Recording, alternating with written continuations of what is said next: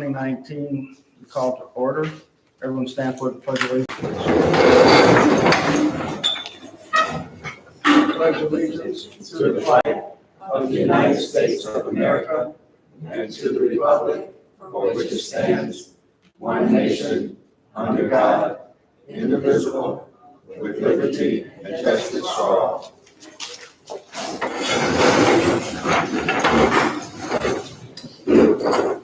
Please call the roll. President Mitchell, Here. Vice President Taylor, Present. Ms. Rush here, Ms. Watley Seeds. Present. Ms. Buchanan, not yet. Mr. Bradley, Ms. Crowder. Here. We have a quorum. Thank you. May I have a motion for approval of tonight's agenda? Mr. President, I make a motion to approve tonight's agenda as written. Second. It's been moved and seconded. Please call the roll. President Mitchell, Yes. Vice President Taylor, Yes. Ms. Rush, yes. Ms. Watley Seeds. Ms. Buchanan, not here. Mr. Bradley, not here. Ms. Crowder. Yes. Motion passes. Thank you. We're at item D, public comment. If anyone would like to address the board, please come forward, state your name and address. Please limit yourself to 3 minutes per our bylaws and policy, please. Any public comment this evening?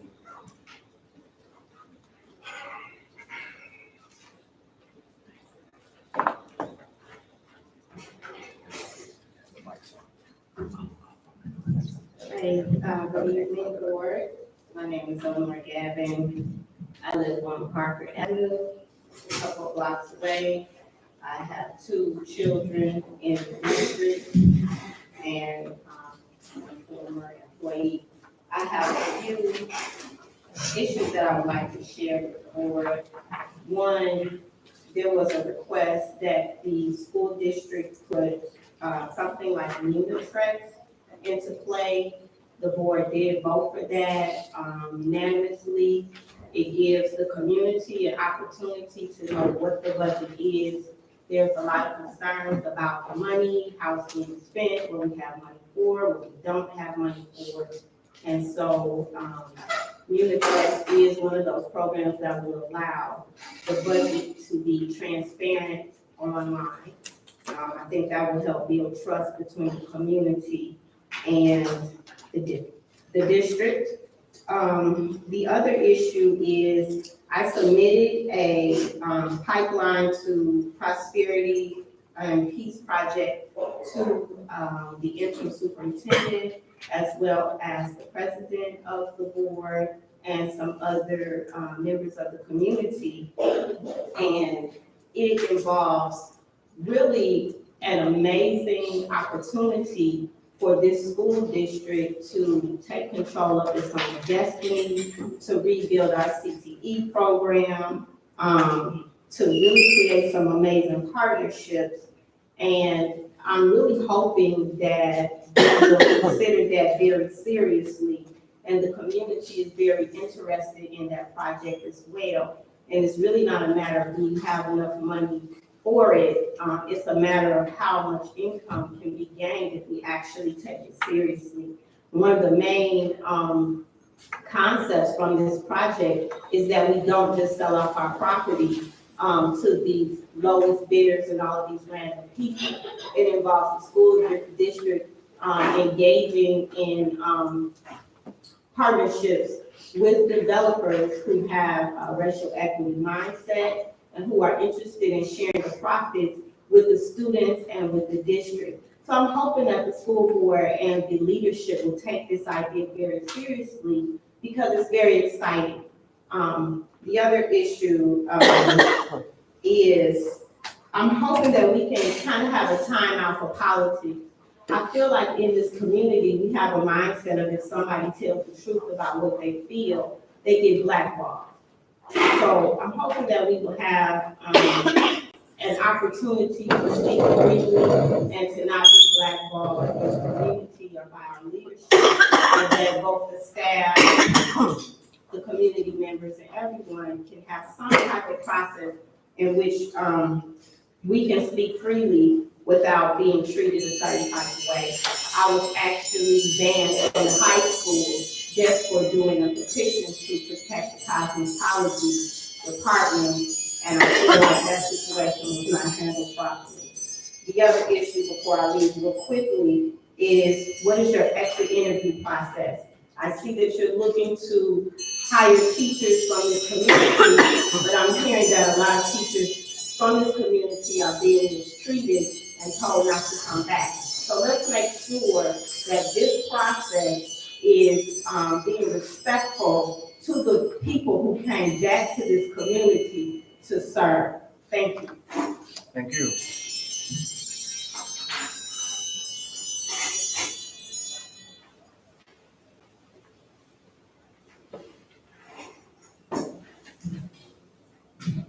Reverend Edward Pinkney, 1940 Union Avenue, Benton House.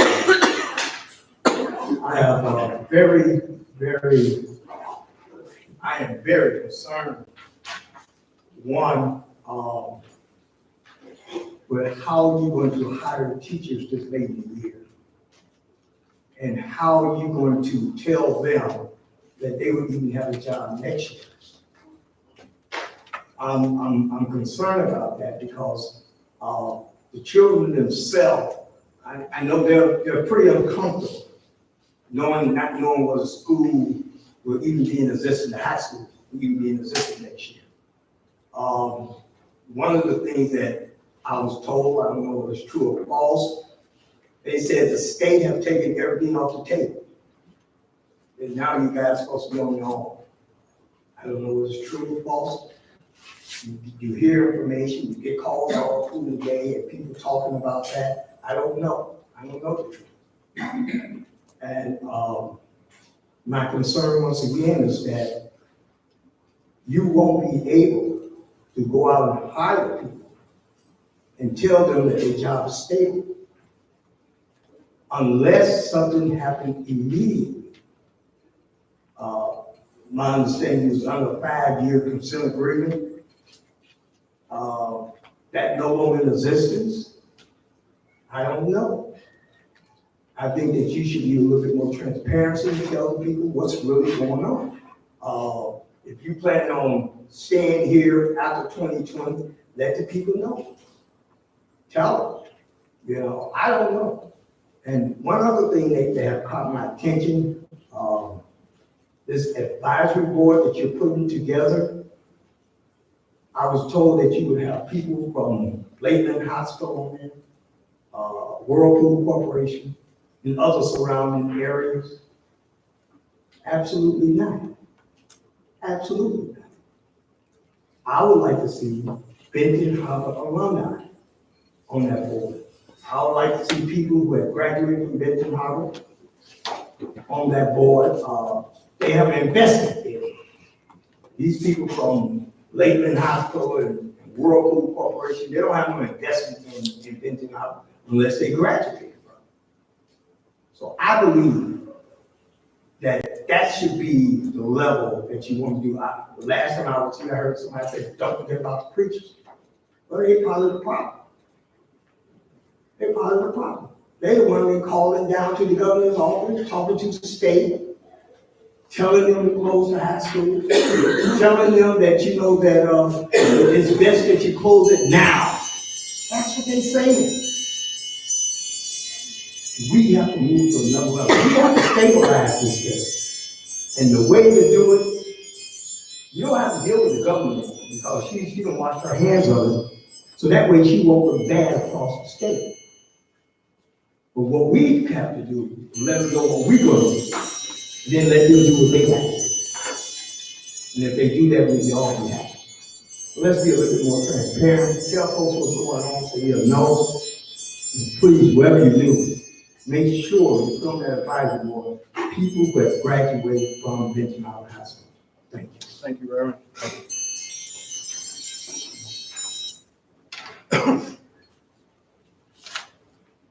Good evening, everyone. Good evening. My name is Emma Kennard, and I am very concerned.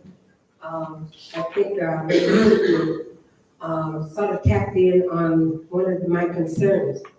So many times we find that we partner or have too much of corporation in our business.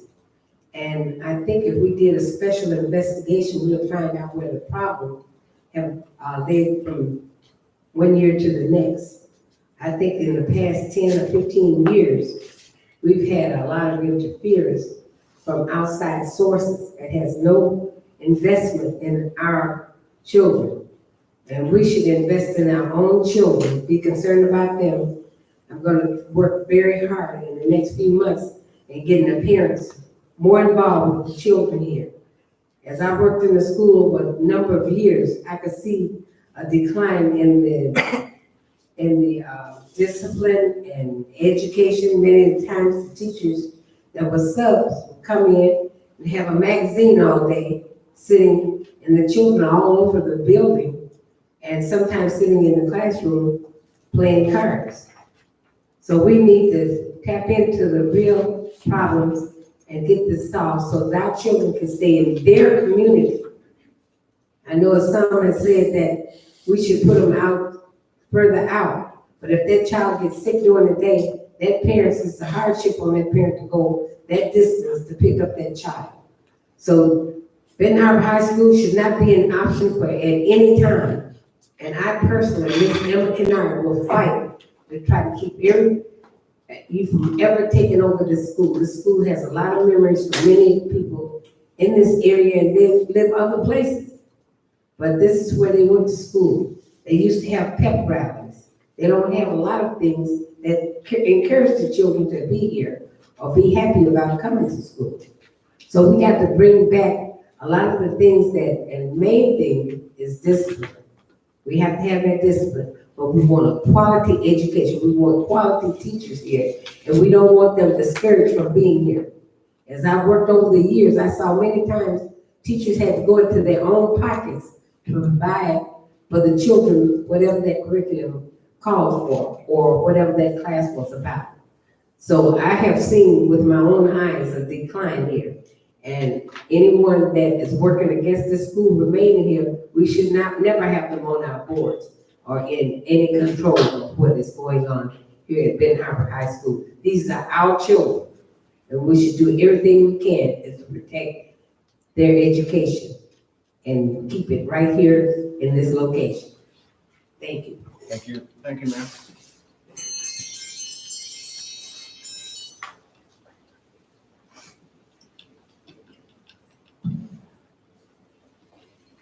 Good evening, everyone. Good evening. My name is Sharon, I reside at 77 Napier. I'm here today for a few reasons. Number one, I always like to start with the positive.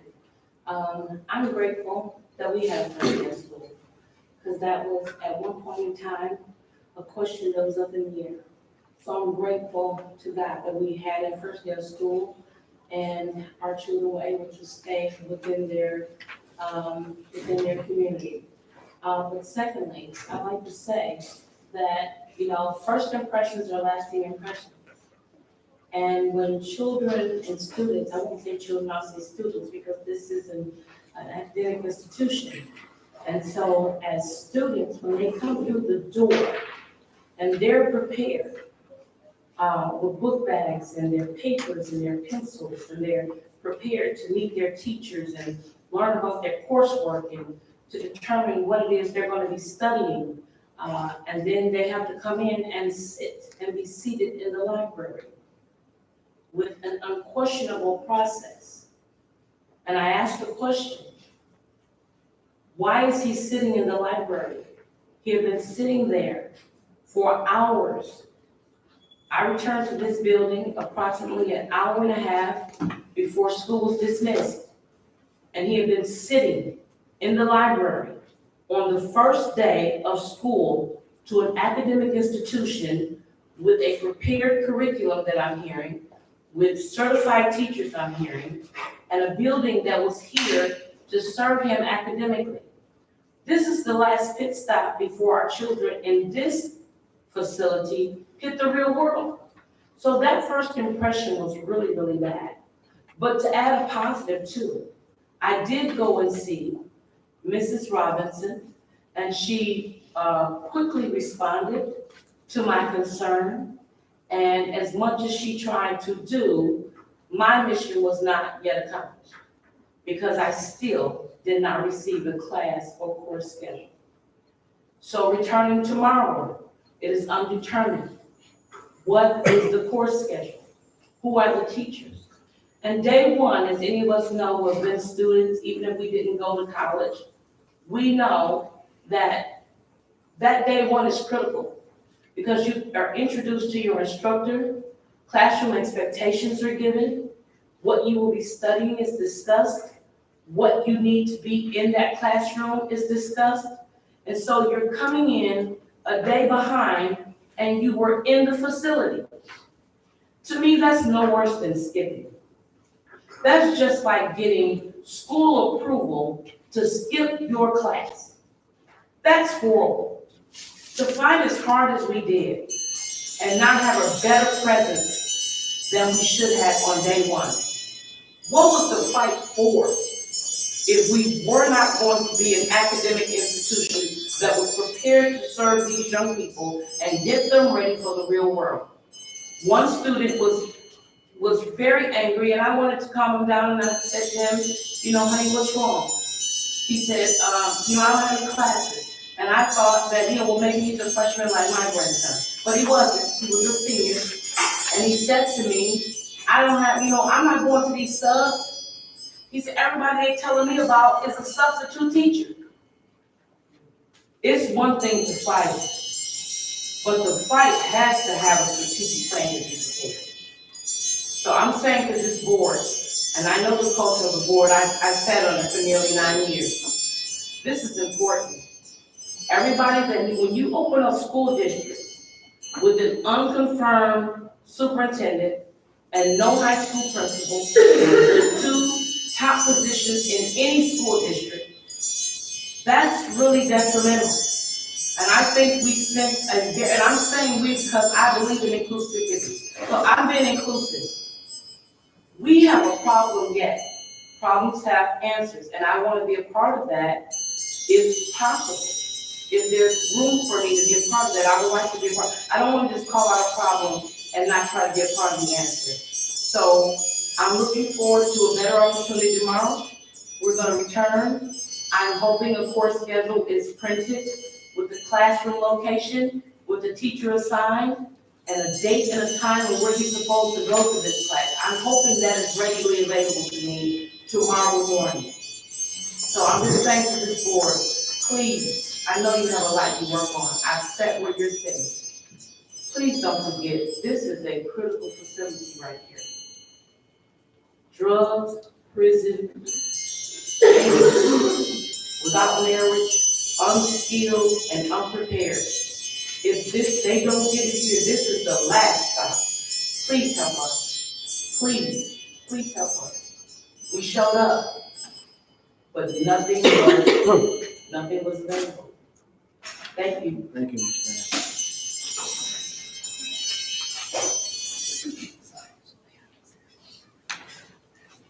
Any other public comments? Okay, thank you.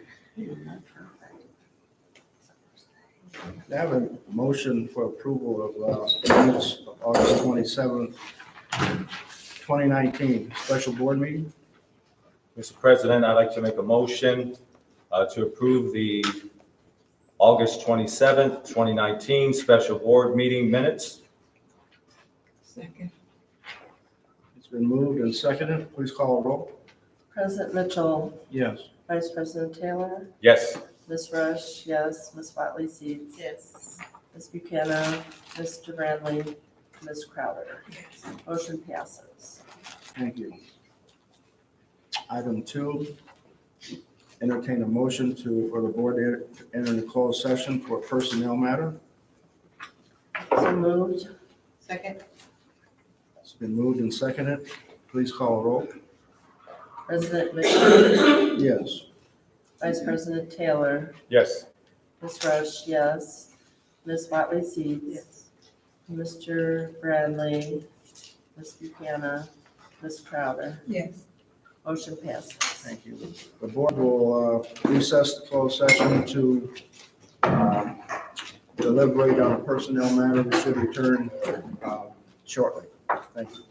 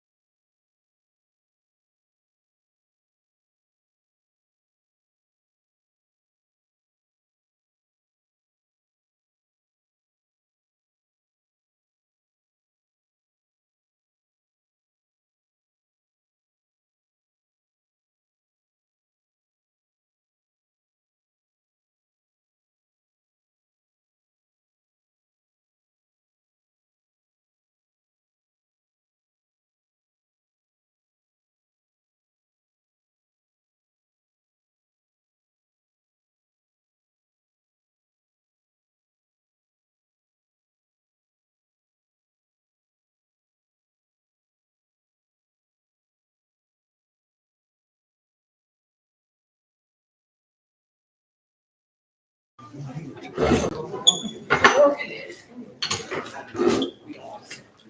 Where's Lou? Not here today. Oh, I can, yes, you can have her pencil.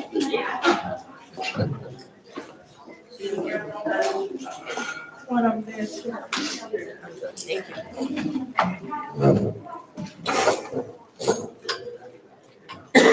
Thank you.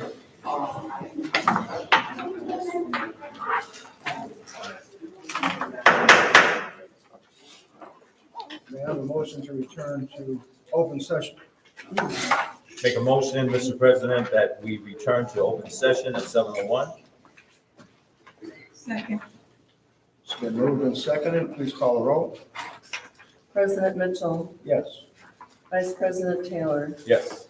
Ms. Rush, yes, Ms. Watley Seats, Ms. Buchanan, Mr. Bradley, Ms. Crowder. Motion passes. Thank you. Item 3, board business. As you recall, last Tuesday, Ms. Brush brought to us the resolution that was drafted back in July 22nd, 2019, and she asked if we had knowledge of this letter, and I certainly didn't. And during Finance Committee, it was revealed that we still need to do this. So at next week's regular board meeting, we will vote on this EDEP deficit elimination plan to the Department of Treasury. So that will be an action item. Any questions on that particular resolution? The next resolution will be the advisory committee resolution. And as the board knows, we've seen 2 or 3 different models of that resolution. I'm going to ask board members to take time this week to take a look at the resolution and the advisory committee personnel that was put on the plan by the Department of Treasury and others, and those that we are responsible for. The numbers have changed over the course of the time that Treasury and the Governor's Office was here.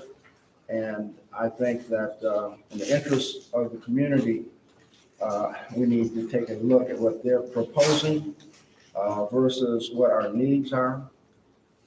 I would never send a single board member on a journey like this by themselves. So I think we need to take a look at this last proposal that, as far as the committee goes, and send me your thoughts and recommendations at least by Wednesday, and we'll come up with a resolution that we can live with and vote on at next Tuesday's regular meeting. Any questions, Mr. Taylor? I would just say that myself and Mr. Mitchell and Mrs. Crowder were given the task to kind of work on that advisory resolution. But one of the things that we thought about, Mr. Mitchell talked about one board member. I think we had 2. As far as the Benton Harbor Area School Superintendent, we added 2 more people to her staff. So that would have been, for example, could have been Mrs. Robinson. It could have been the CFO because we're dealing with a deficit, as well as the teacher. So that would make more sense than just having the superintendent there. We took away the local governments. We kept the one parent. We kept the clergy, the teacher, a member of the business community that has yet to be recommended. We kept the deputy state treasurer and the local finance person. We kept the student.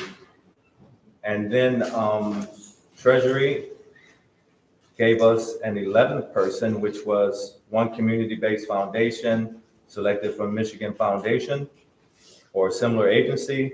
But we also added Dr. Watson. He was going to be our mediator. We had him as well. And Treasury, when they reached back out with that resolution, I think Mrs. Crowder, Mr. Mitchell, and Mrs. Rush, we saw that because we were on the phone, three of us, but it was also sent to President Mitchell. They did not add Dr. Watson on there for our conversation, if you guys remember what they sent. So I think when you think about policy, I'm just a policy freak, so I had to bring this out, right? Our policy of citizens advisory committees state the board has that power. It's not Treasury, it's not MDE. We do what we need to do. Now, we can agree to disagree, but at the same time, the Board of Education is the power structure based on law, based on the state constitution. We are a board that's not under state control, that's not under any control. And so whatever we need to have on this advisory committee, we can deem that.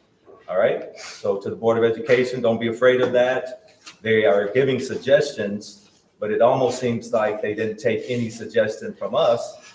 They added suggestions from the community, but not from the board. That's what I saw. So I would say that it is good if we have one extra board member.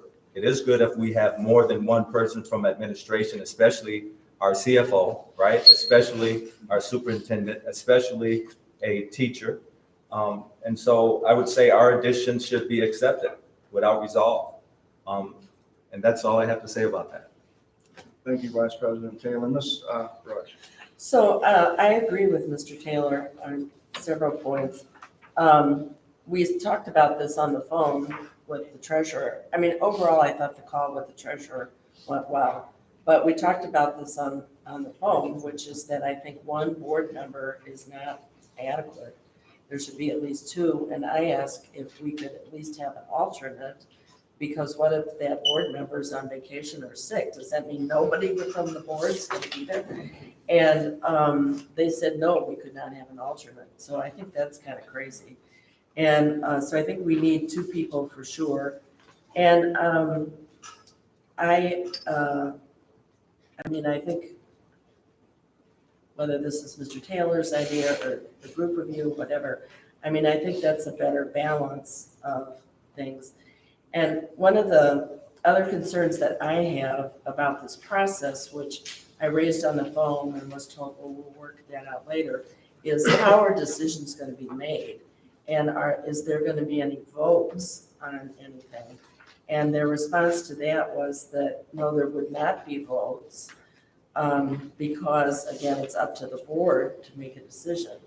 But I still think it needs to be, I think there's three groups. One is the board and the district staff. One is the community that needs to be well represented, and then the state. And so I would like to think of it in those kind of three lumps. So that I think it's great that there's more community involvement, but we can't get by with having like nobody from the board there. That's crazy, it seems to me. So I have one other question, which is that if I had some thoughts about some edits on the policy that was circulated to us before we got the recent thing.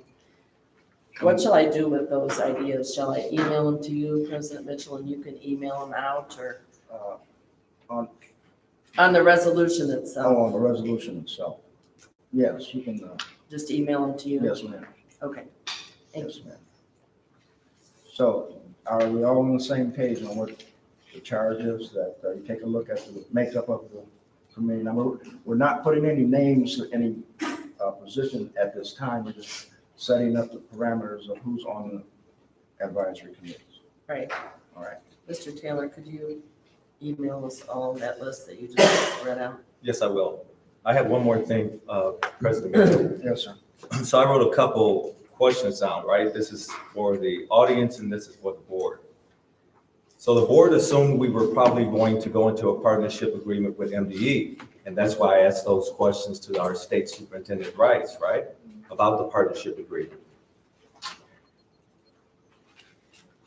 Question would be, what was wrong with the plan the board presented? Because the board presented the plan in a partnership type agreement format. You know, initially you had members of the community stating that the plan didn't look good. I would say that they don't understand that all those same plans that are in the partnership districts around the state look just like our plan. And secondly, boards of educations don't create plans. That's not our job. That's not our preview. So members of the community have to understand it's not our job to create any plan. Those plans fall on the ears of the superintendent and their administration.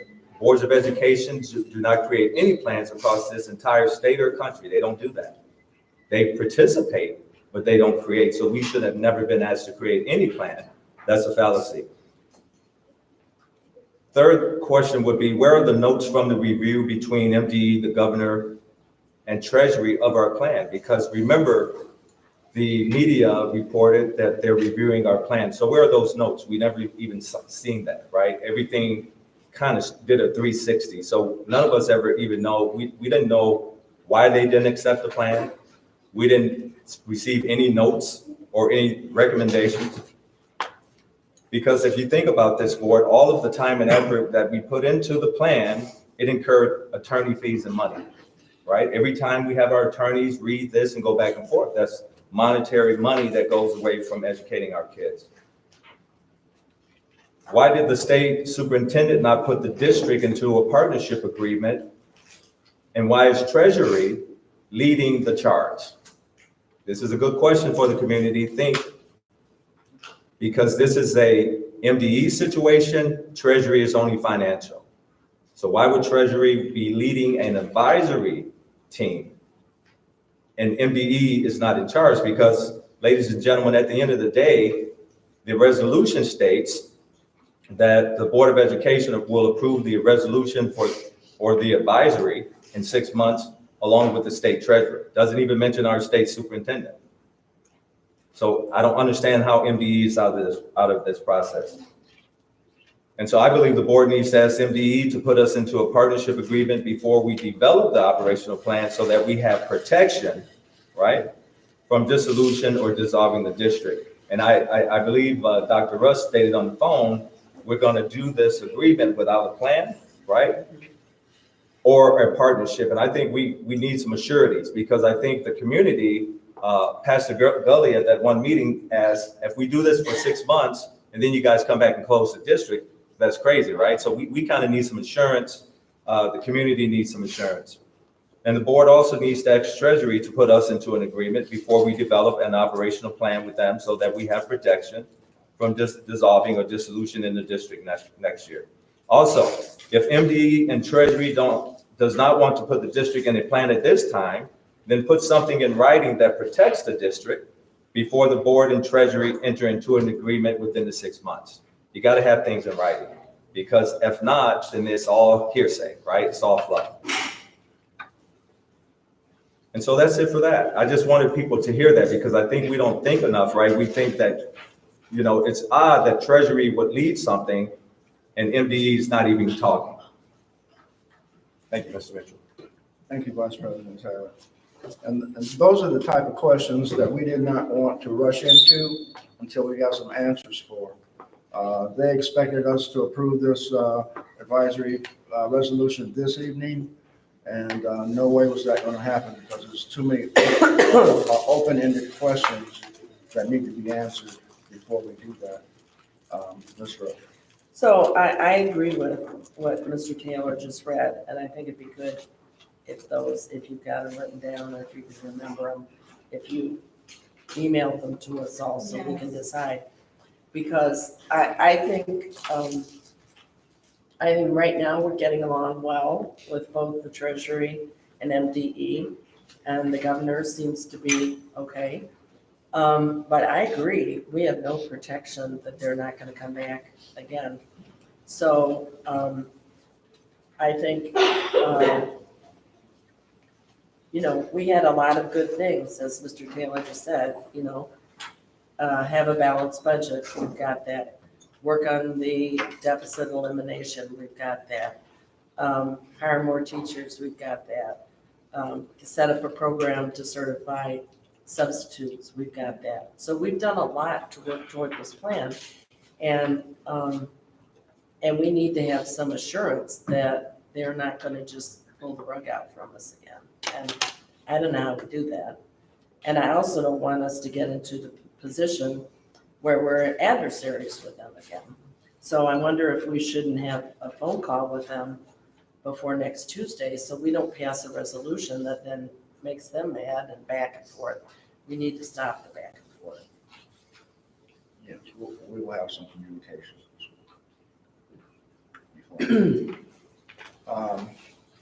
On that, I'd just like to make the board aware of the survey responses online that Ms. Robinson and her team developed, and that's in, that was passed out to each board member? Okay. On the responses from the community. Okay. It's listed on the committee policy.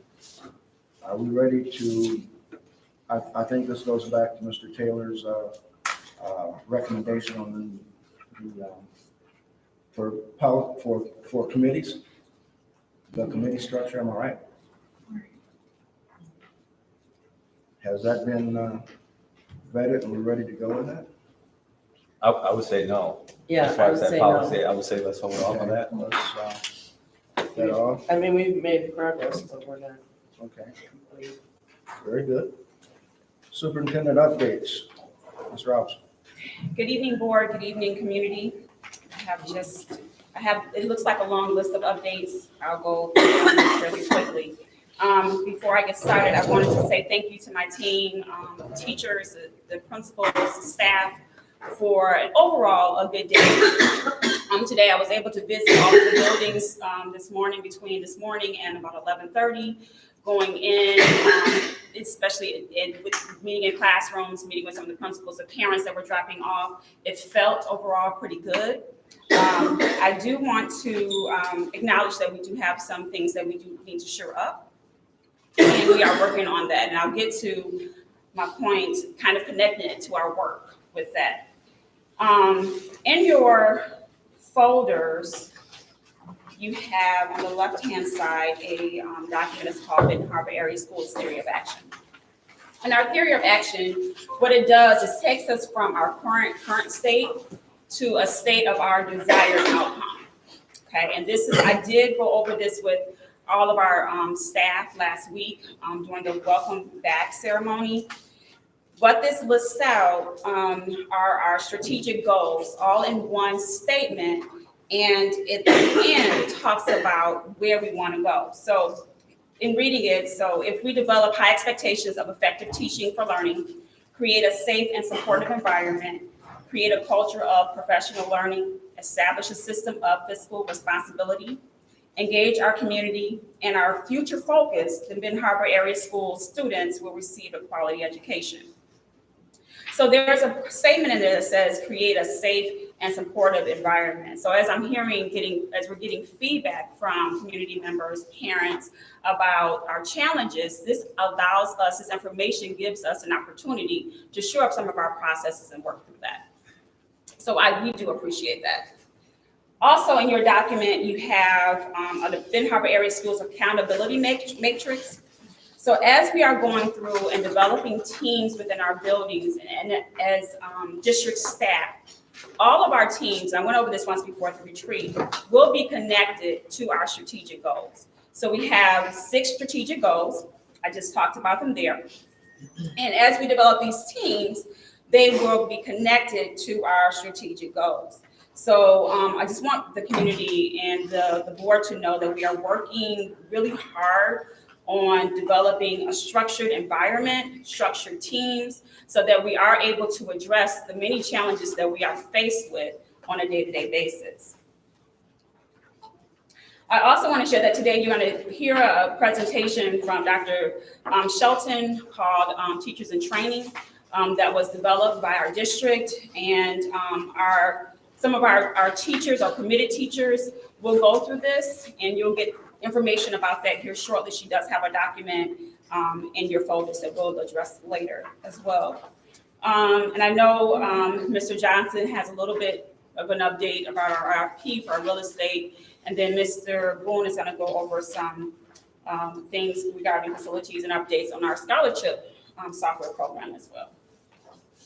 So going into the agenda, you do have attached a proposal for HMH professional services for our literacy program. So this is actual ELA coaching for our teachers. You guys approved math coaching for our teachers, where coaches will go into the classrooms and help support them, model, coach with them, teach with them, things like that. So we want to do that same thing like we did last year for our ELA teachers. So this proposal is for $110,250, and it will be paid for totally through grant funds, Title II, 31A, and BHAS dollars. So it will not touch our general funds. So this is one that I'll bring to the board next week for approval. You also have in front of you the code of conduct, student code of conduct for 2019. This is updated. The only thing we changed in it, we did not change much of the content. So the only thing that we changed were we updated names, dates, and we also added a title page where the Board of Education is listed in this document. So this will be up for approval next week as well for the 2019-2020 school student code of conduct that will take place, that will be implemented as soon as it's approved.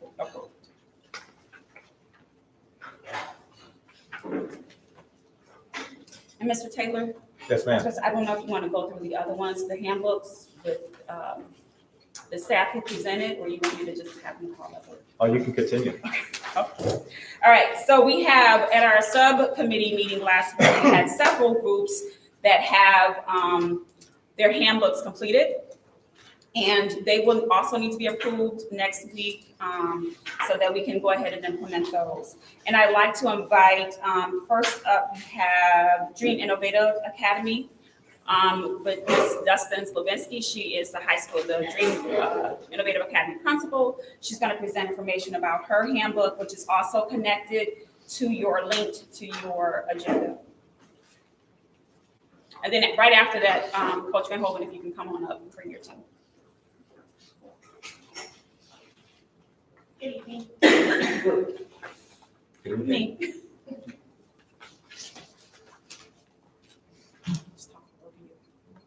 Just gonna give you an overview of the Dream Innovative Academy Alternative / Virtual School Selection Guide. I gave it updated when I needed to change some things like the numbers on there. So other than that, it was completed when I kind of did them. You would notice it kind of reflects a lot with the high school. Because a lot of our kids come back and forth between the two schools. So the graduation requirements are 19 credits, which is the curriculum merit for the state. And then on the second or the third page, you will notice the what classes we are offering for our students, with virtually and live classes. Our English classes, 9th through 10th, 11th, and 12th are live classes. They're taught with certified teachers. We do have virtual English classes as well. However, all the rest of the classes are on Educate. And if you go through, we do the same thing with personal curriculum, the advanced pathways with the dual enrollments, it's kind of like paired with the high school. Demonstration proficiency. If you look at the slide, it kind of changes. We're looking more at the virtual policies and procedures. What is expected for our students to learn with the attendance, with how progress levels, notebooks, how to take notes. Parents are also given this. What are the procedures of retaking tests, quiz, and exams, defining the passing thresholds, about food, cell phone policies, and about our computers with Eduity. If you look on page 8, it talks about our mandatory attendance days for our alternative virtual schools through the 50D. We're talking more on about our mandatory attendance and our two-way communication and alliance with the state. So our mandatory classes are obviously our English classes. They need to be in the class in the school during their assigned times for their attendance and also with their on-track to success. Our count days there's mandatory days and also a list of what they're required to do. They're required to check in with their mentor teacher. Students are also required to attend their English class for that day. And they have to complete one activity per course if they're taking virtually to make sure that it is aligned with their count days so our FTEs are correct. So that is part of it. And then we have our mentor teachers of what they're required to do to communicate with the students. They will get a list of students of what they need to do to communicate, making sure we're giving them virtually support, because some of our kids are, not taking any live classes. So they're mandated to come into the building or talk with their mentor teachers, asking them questions, how can we help them, what do they need support, so we're giving them the guidance. So there's a list on page 8 of what is expected for the mentor teachers in our building. I'm trying to think what else. That is a little bit different. If you look at our course guideline on page 17, like it says, English 9, 10, and 11, and 12, we have virtual English courses. Those are the kids who having a struggle time being in the school, they can do their English courses at home. We do have a night school that is from 3 to 4 for the kids who aren't able to work with other kids that can come in and get support during that time. Then we also have our English traditional classes that we'll be providing with our certified teachers. The rest of our classes with mathematics will be virtual. Our physical education with health will be virtual as well. Our science classes are virtual. Our social studies are virtual as well. They're able to come up and for the visual performing arts, they can take a virtual art class, or they can come up and take beginning band classes. Their world language classes are virtual as well. And then we just added a couple of classes for our electives. We have psychology, entrepreneurship, 1 and 2, and then healthy living. That will help keep our FTEs intact for our seniors that are completing their courses at this point. Do you have any questions? And we have our on-track to success, the same as the high school, but they're going to be working with our graduation coach and their mentor teacher. Any questions of the board? Thank you. Thank you very much.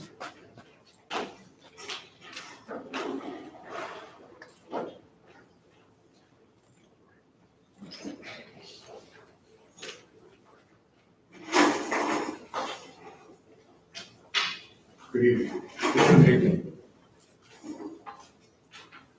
My name is Michael Van Hoven, Athletic Director at Harvard Heritage Schools. One thing, this is not a final document. This is a draft still. There's some things that we need to add to this. The content is very solid and the committee likes what is there. But there's some things that you need to add, like we have put our admin page in there, our Board of Education page, our awards for students. So I'm still looking up some information right here to find out exactly what we do give out, so we stay consistent with that.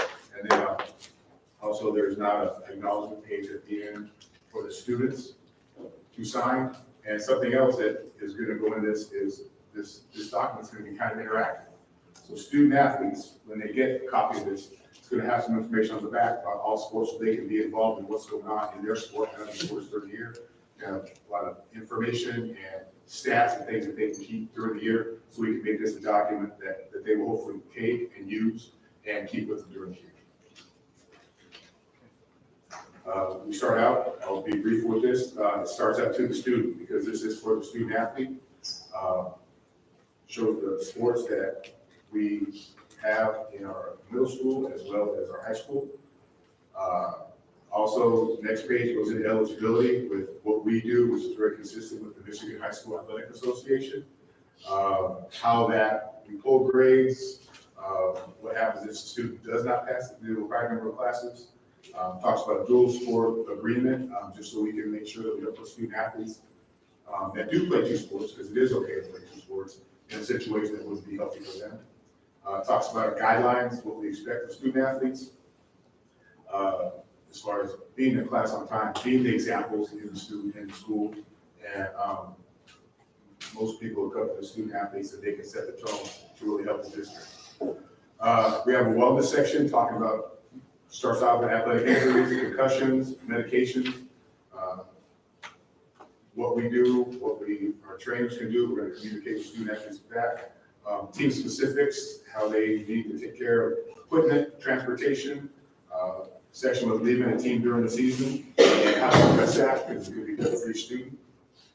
Then we have a student code of conduct, which has consequences, accountability to hold students accountable when they're making choices.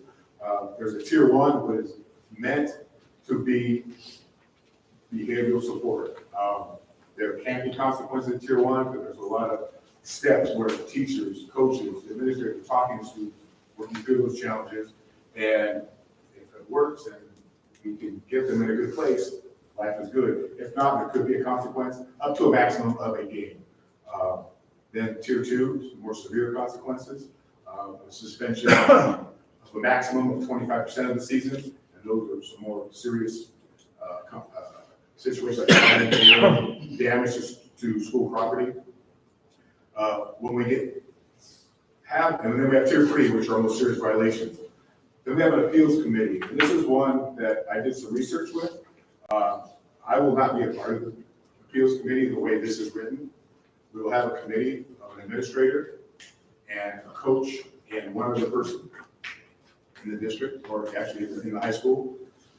And if something comes to my desk and we figure out that there needs to be a consequence, and as parent student, I want to appeal because they don't think it was fair, I take the information, all the documents, give it to the appeals committee. They then will decide what's going to happen with that student. So it kind of leads some legitimacy to the fact that this is not one person doling out consequences. This is a committee of people that are trying to be as fair, as supportive, and consistent with the student athletes. And then we have some stuff in the back to parents, and like I said, the things that we plan to add, which we talked about beforehand, what we have for next week. Yes. Hi, I'm Pat Rush, Board Secretary. So on the consequences for tier 1, tier 2, are the student athletes, are they briefed on all this before they start participating in Well, sports? They are briefed now because this isn't in print yet, but they will get information before this is in print. And I couldn't brief them on something that I'm not sure what it's going to look like, but they will actually get copies. They will talk in coaches' meetings, in my meetings. They will get that information, and then they will be responsible for it because they will sign and look and say if they have it.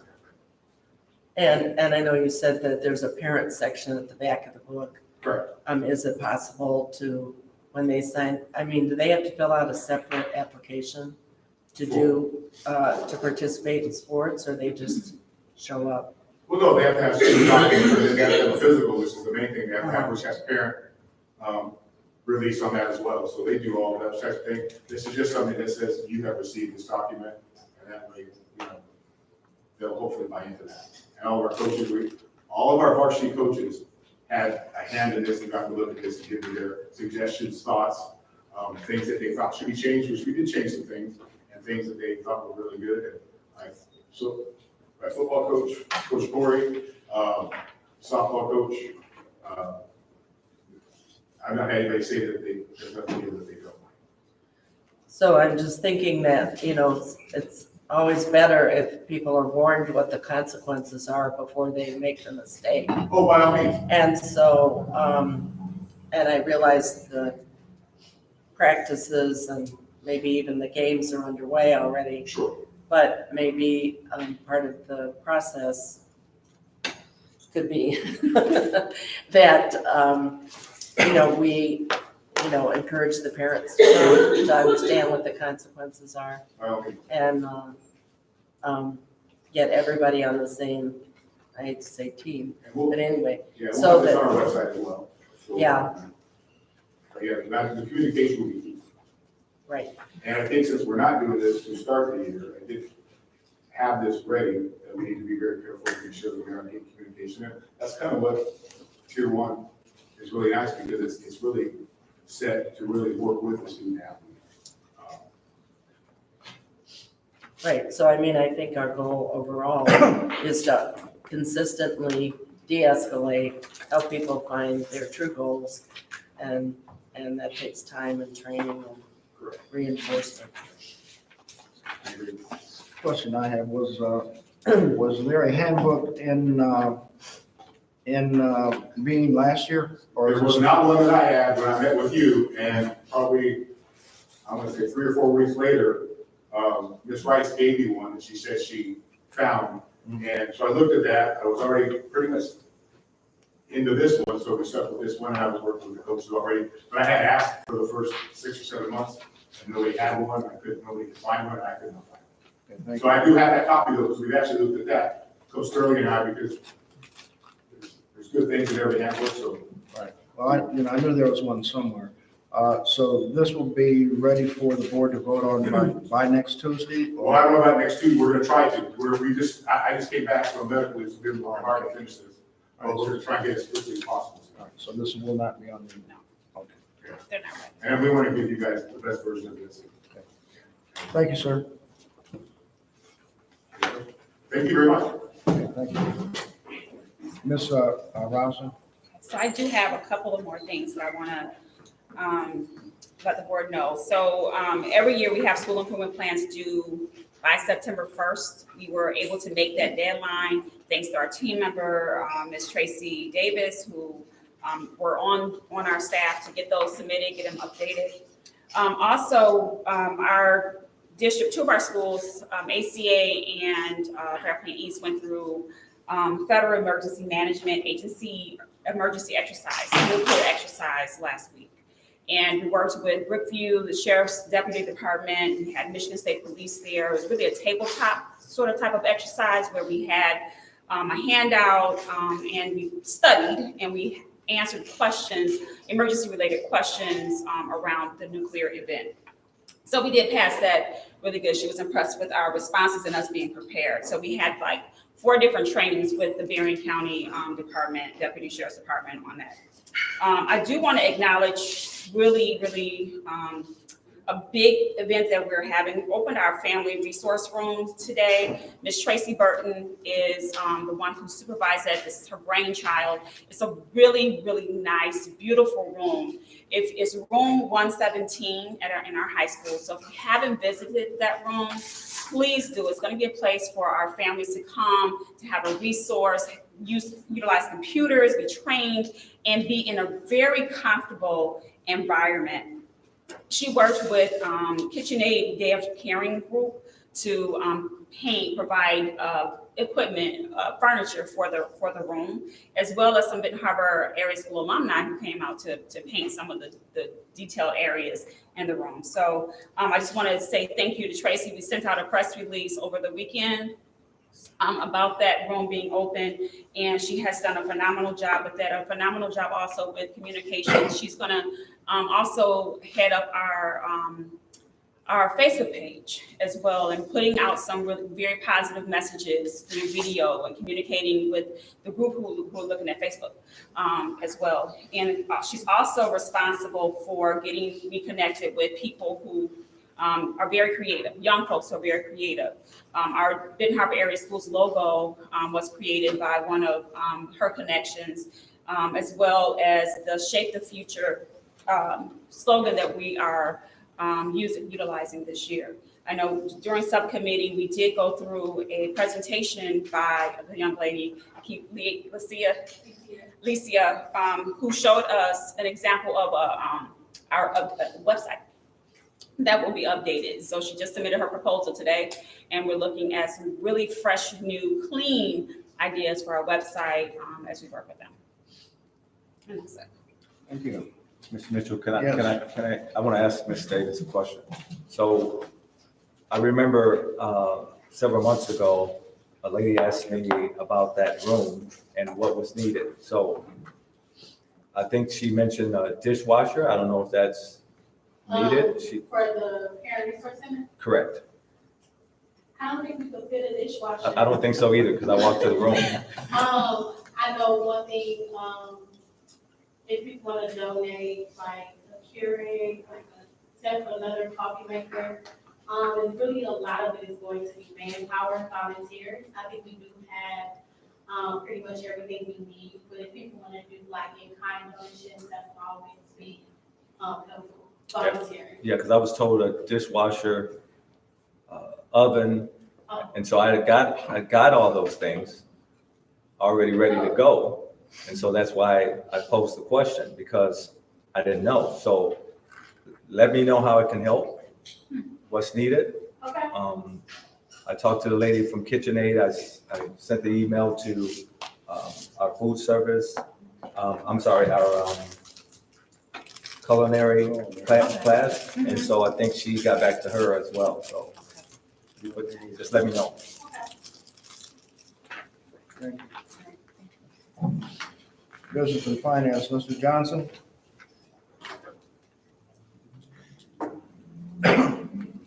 Thank you.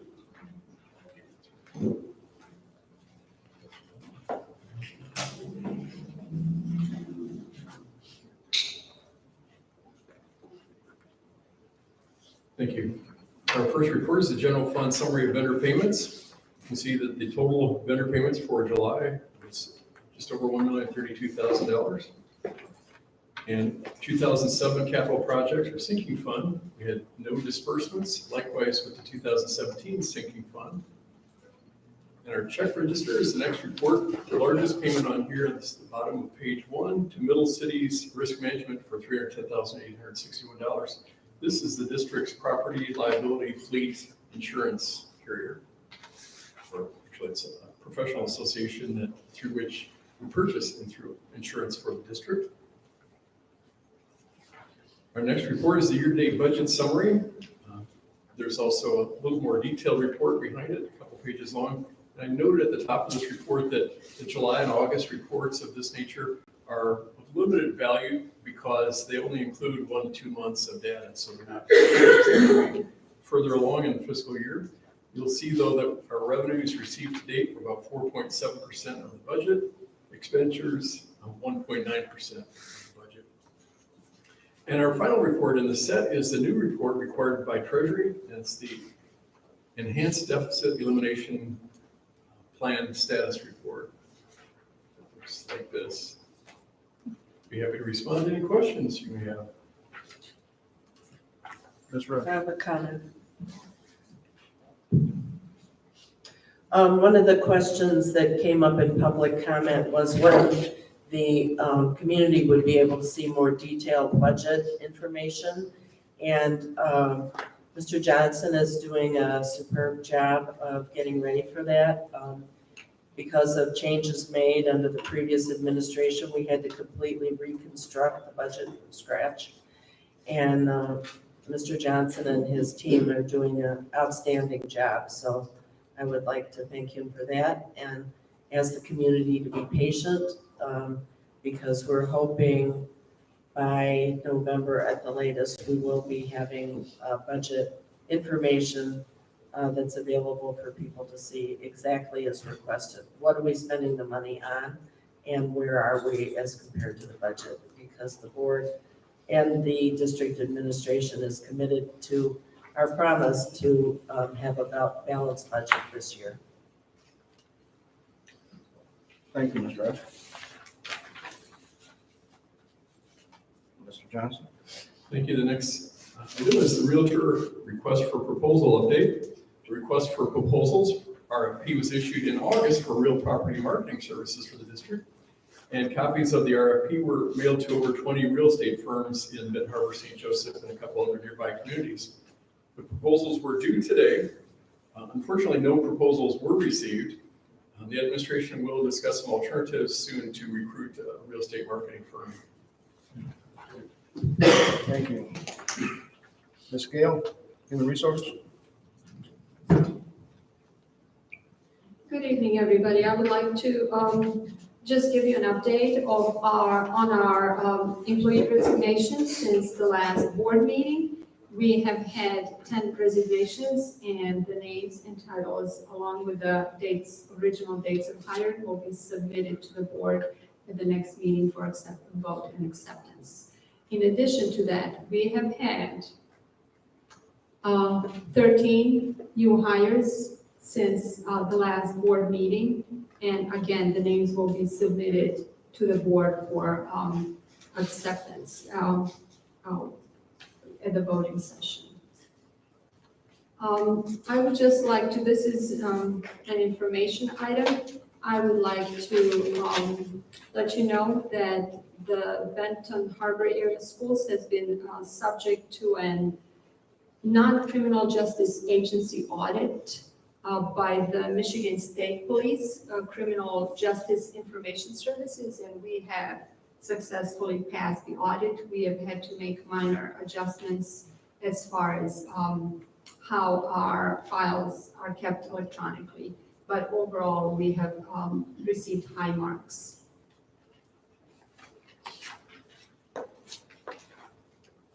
If there are no questions, I would like to turn this over to Dr. Luana Shelton to present our wonderful Teachers in Training program. Good evening, board. Good evening. I'm going to make this fast because I know it's getting late. So in your orange folders, you'll find the Teacher in Training Pathway Program document. It's 4 pages. And we're actually still revising it and updating it. We want to get something in front of you guys. So we're pretty excited with this program. A couple weeks ago, well, actually more than a couple weeks ago, we invited MDE down from the Office of Educator Excellence, so the credentialing office within MDE, to provide a 4-hour technical assistance to central office personnel and our principals, because we really wanted to have a better and clear understanding of the alternatives, the routes we can take, and just better understanding terminology and what's what. From that meeting, we really, as a group, decided that we were going to walk away from the word long-term sub because it doesn't exist anywhere in any documentation. It's just kind of a name that we put out there in education to say long-term subs. I think one of the reasons that we're walking away from it, because not every long-term sub or every sub is created equal. And the permitting structure actually differentiates that.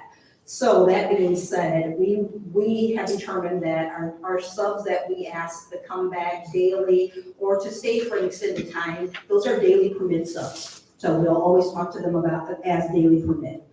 The other pathway that we are actually going to really jump on is the full year permit.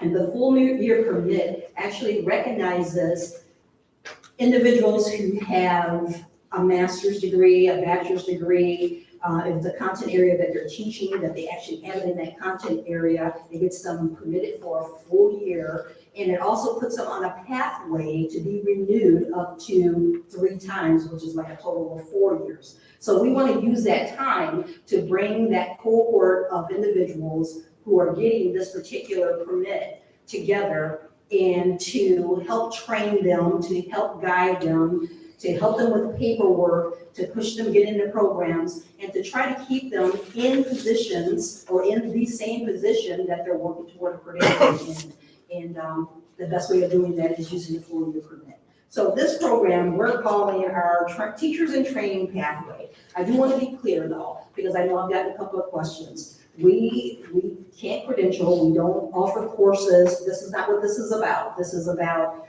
half of our cohort, which is somewhere between 15 and 20, I would say 25% to 50% of them are already in a program or they're getting ready to start a program. And we actually have a couple that are almost to the finish line, like they're going to be testing and getting their credential maybe even within the year. So what we wanted to do, and I think we mentioned this before a long time ago when we were talking about long-term subs and doing some kind of institute.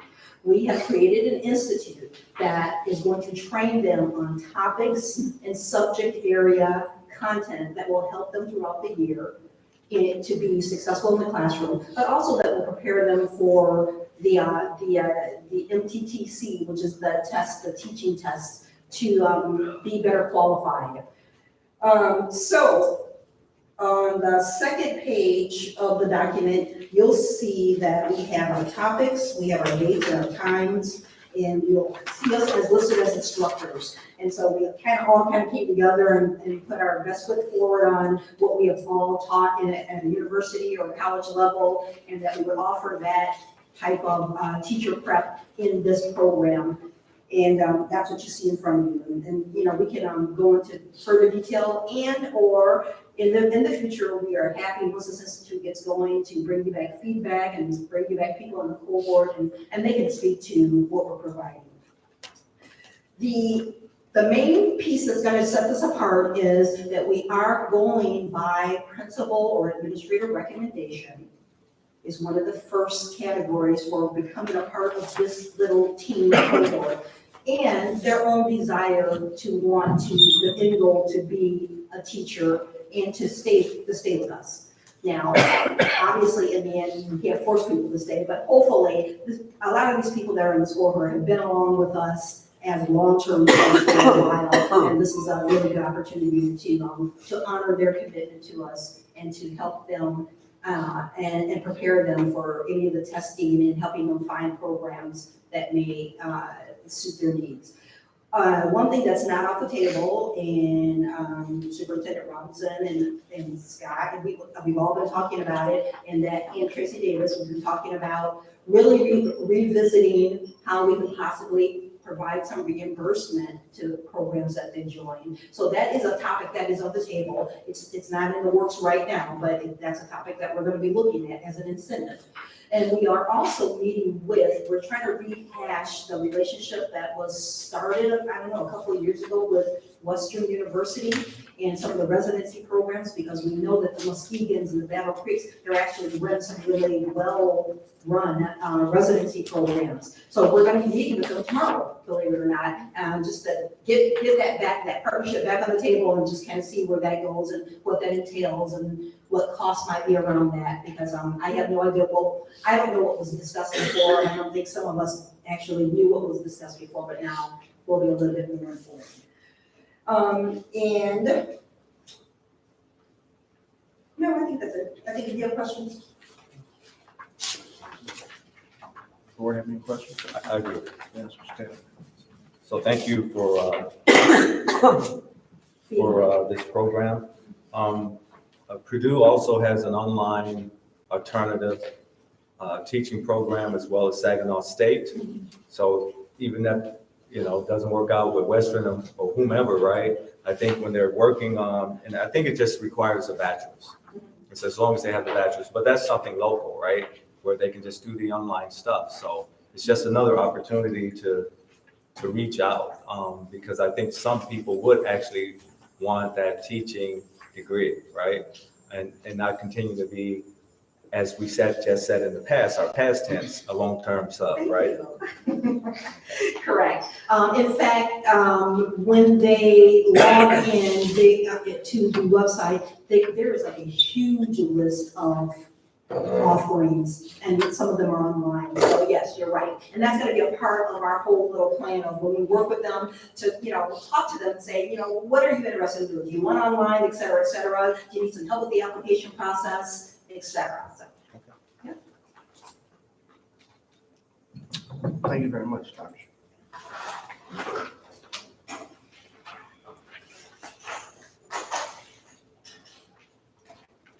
Mr. Boone, Operations Minnesota. Good evening. Good evening. I should have put scholarship information. This really isn't a presentation, but hopefully you were able to go through and read what the scholarship program can offer. And if you have any questions on that, Dr. Ryan Goebel is with us tonight, so he can help answer any questions you may have. You can.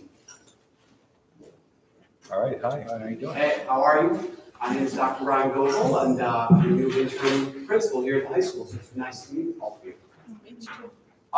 So I guess I'll just give you a quick overview of scholarship. This is something that I was plugged into a week and a half ago.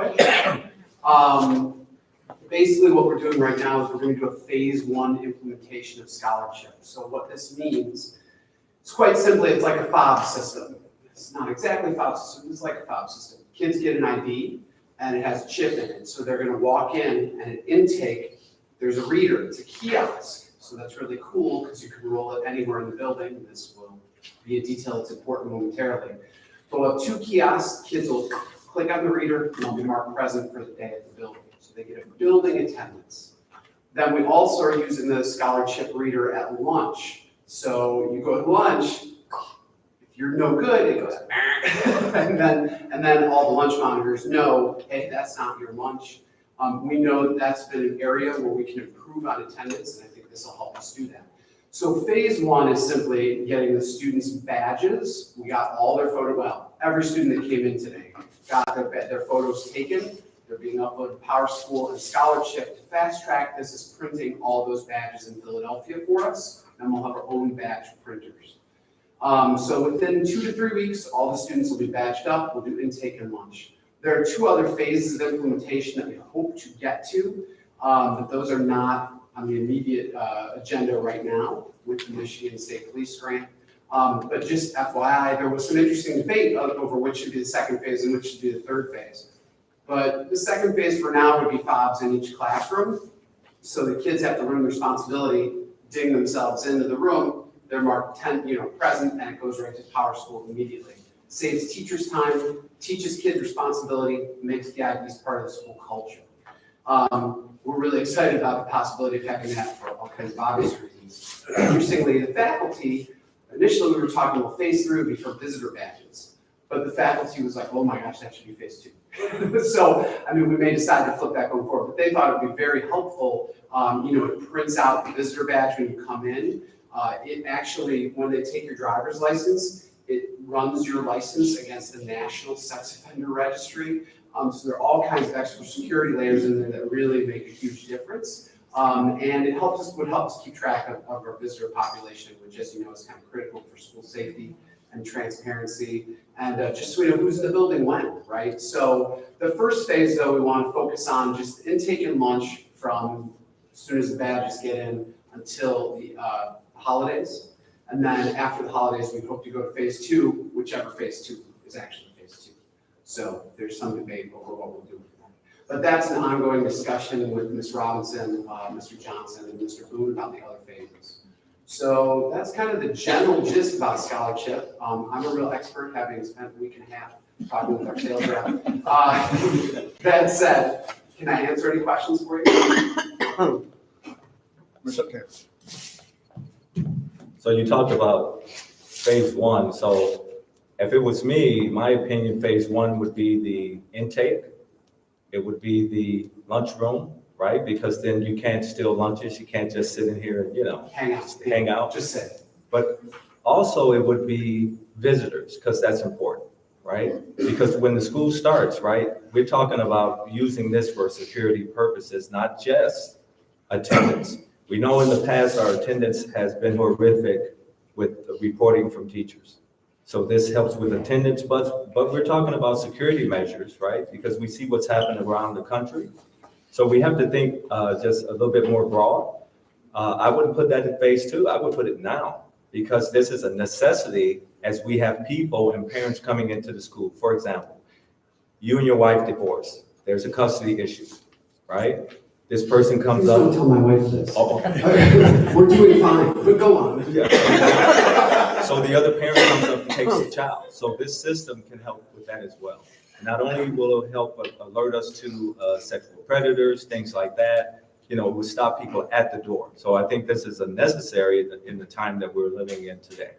Yeah, Mr. Taylor, I 100,000% agree with you. I guess it's a $100,000 question. By that I mean it's a budgeting issue. So we budgeted for phase 1 because that was something that we could afford immediately on the Michigan State Trooper grant. And like I said, when the faculty said visitors should be phase 2, I was like, yeah, you're right. That's a separate proposal and a separate system. So it's also a separate billing PO, right? So again, I guess we'll be sharing those second level POs with people. We absolutely agree. The school safety is really important. All right, so it's coming out from the state police grant, but Mr. Boone, is this a line item that can be used under sinking funds?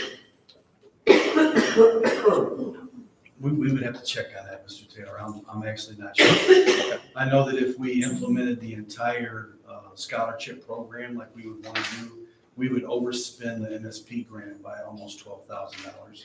So some of it would have to come out of sinking fund or general fund, but we have to check on it. Okay, because if that's the case, we have the money.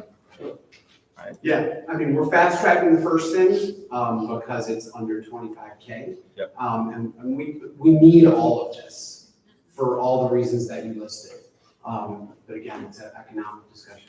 Because, and my last thought would be, it's not a necessity, in my opinion, just to have something at a door, right? If the classroom is nice, but some work has to be the work of the teacher as well. I think it's more imperative if you were to have it on a bus, right? That would show when the kid gets on the bus, gets off the bus, when parents are saying, hey, my kid didn't come home from school, it slides right through, right? They have those monitors on the bus. So I think we got to be a little creative where we can use things for intake, lunchroom, visitor, bus, or classroom. You know, there's a whole lot of things we can do there. No, that's also a wonderful point. Did you want to talk about the busing? Yeah, because we did discuss the busing issue because we have a third party, they would then have to incur that cost. So we'd have to just get them involved with the conversation because that could be another phase. We definitely need that because we already know what some of our challenges are. So yes. All right, and Mr. Johnson, as you explore this, check to see if the utilization of sinking funds can't be used under the technology wing of this, because from everything I'm hearing, technology is involved in this whole process. So I know that there's been a marriage between technology and the use of sinking funds. So get that opinion also. That might be your other dollars that you need. And before I run away, I just wanted to give you all a copy of today's schedule really quickly. I probably should talk on the mic, but I just want to pass this out so that you know how we ran today's orientation. We had, I can kind of speak into the generic mics. This is from Ms. Rush, that's yours. We had over 625 students registered. Any student whose parent, I'll give you an extra copy for the phone. Any student whose parent had previously registered their student had a schedule today. That doesn't mean that the schedule is perfect, but over 600 students had a schedule today. And we basically ran a light orientation. So we split into 5 groups this morning: freshmen, sophomores, juniors, seniors, and no schedule, or ooh, there's something weird on my schedule. So we had a team of 6 teachers in the library that were working with students. We had 1 counselor in the main office assisting students, and our second counselor, who has been amazing, was running the counseling office. She put together every student's schedule with our assist from the RESA. So just so you know, there's a very orderly system in the library, not perfect, but a very orderly system. And we're going to continue running that system in the library for the week for any kid that's like, oh, I don't have a 7th hour, or I have a problem with this, because you can't have 50 students running on the counselor's office when there's 1 counselor doing rescheduling and there's 1 kind of helping parents at the front desk. So, so we did that. We had the morning schedules. There were secondary teacher schedules. We went over a lot of orientation, school culture processes pieces. And then in the afternoon, we did a small mock schedule, did our first power school attendance. Hi, this is our class. And then we have specific plans for the next 2 days as well. So I just wanted to alert you to that's what happened in the building. If you look on the back, we've also been talking about what it means to be a Benton Harbor Light. So just ways kids can really excel, succeed, and be kind, and engage with other people in positive ways. So that's what today was. I just wanted to tack that on with the scholarship. It's going to be cool. It's going to be cool. Any other questions? So you're saying, sir, that this same schedule is going to be implemented tomorrow as well? No, tomorrow is a regular school Regular day. schedule. Yeah. Okay. It was just a orientation schedule. Okay. All right. Thank you. Thank you all very much for your time. Anything else, Mr. Yeah, just to give you a snapshot of the MSP grant and some other possibilities that we could move forward with. After we approved last month, the Fairplain East Fire and Key Fob projects, there's about $90,000 left in the MSP grant. Phase one, which Dr. Ryan was just talking about, will cost about $24,000, which obviously will leave about $66,000 left in that grant. Another option would be to price up DEC and Dream for key fobs using this grant, the remainder money of the grant, so that the entire district at that point will be 100% key fobbed and consistent. Okay. And if you got any questions about that. I just have one, Mr. Boone. You know, because if we implement the scholarship here, could we just have a kiosk, right, at our schools? You know, it doesn't have to be the classroom type stuff at all the schools, but just a kiosk, you know, especially for visitors. You know, they go, you know, our middle school, they don't have to check in if we don't want to do it there, but at least, you know, a visitor's kiosk, which would be not as much money. Yeah, we could easily do that. Absolutely.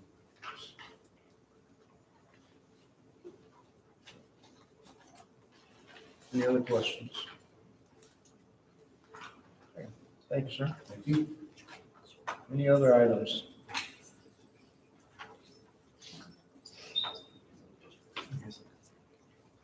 Okay.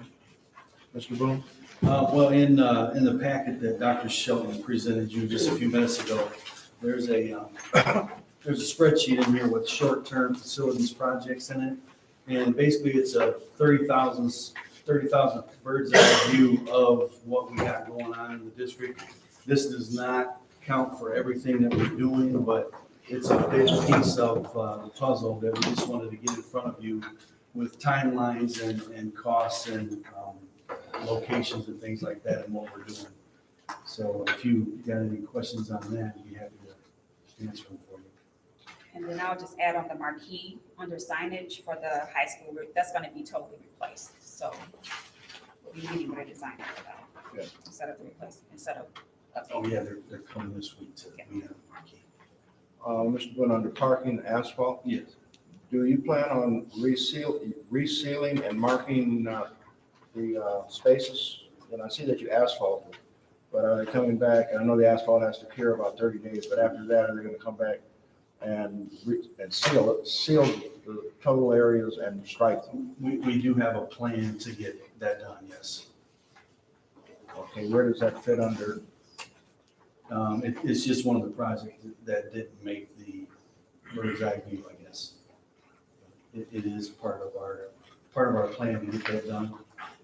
I haven't moved very far on that, just with all the other stuff that's going on currently. Okay, thank you. Any other questions? Thank you, Mr. Boone. Thank you. Any other items the board needs to discuss this evening?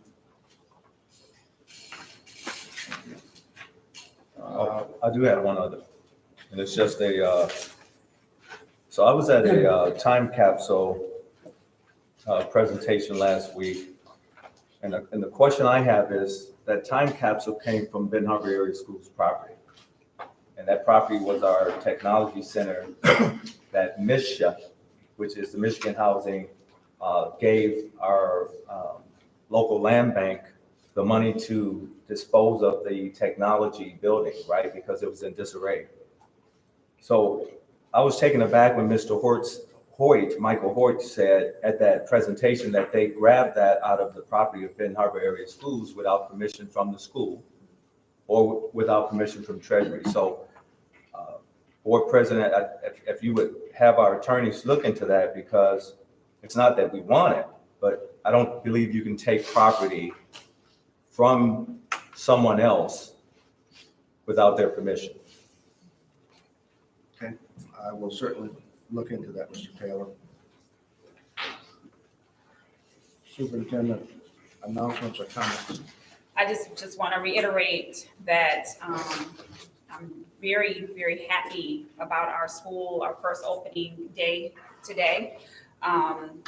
As I said, I visited all the schools. When I got there, things were smooth. I do know that we are really trying to be responsive as things come up and challenges come up against us. But overall, a great day, great opening day. Thank you for that. Any board member announcements? Ms. Six. Just kind of want to add to Ms. Robinson. I do have a grandson that goes to school. So of course I asked him how his day went. And being first day, everything that he told me lined up with everything you said, all right, and what you said. So I'm sure that there are instances where things don't go 100% on the first day. So I just wanted to say that firsthand, my experience with my grandson, you know, I said, where's your schedule? We explained that, but he wrote down his classes. What's your first hour? And he remembered those. I think there was one little thing that they had to work out. I'm happy. Thank you. Ms. Crowder? Yes, I'd like to congratulate Tracy Burton again on a job well done. I don't think she's here now, but I did see her on her interview on Channel 57 News that you were referring to, Superintendent Robinson. And the room and the idea of the room is very impressive, and I'm looking forward to seeing how our parents and how many of our parents take advantage of this wonderful service. And then thanks to Dr. Sheldon and Ms. Davis for the well-organized program of teachers in training. I think that's going to get a lot of qualified subs in our district that will no longer be subs, they'll be teachers. And that's going to be fantastic. Thank you. I was here for part of the day at the high school, and I think it went really well. I mean, I'm, just a bystander. Were some students lost? Yes. But there was a lot of staff. I saw, I thought things went really well. So congratulations to the high school staff and everybody who put stuff together. And also, I had a parent that approached me because it was already an hour and a half into the school day, and they were nervous about special ed, and the special ed department said, oh, we know all about that, and we're taking care of it right now. So I think people are on the ball. Great. So I want to thank everyone for their efforts today.